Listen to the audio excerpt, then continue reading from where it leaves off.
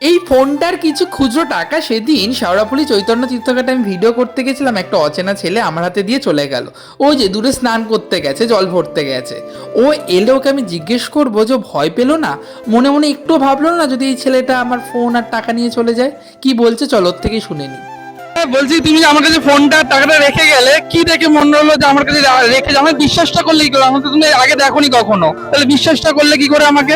চোখটা দেখে ভালো লাগলো, মানে ভদ্র, তার জন্যই দিলাম। মানে আমার চোখ মুখ দেখে বোঝা গেল আমি ভদ্র?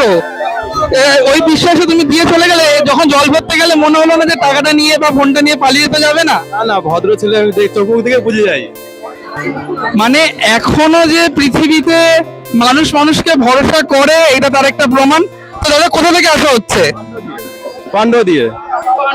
পান্ডুয়া দিয়ে আসছো তাই তো? লাস্ট সোমবার জল ঢালার ইচ্ছে? হ্যাঁ। ঠিক আছে, তোমার যাত্রা শুভ হোক। চলো, দেখা হবে আবার। রাধে রাধে।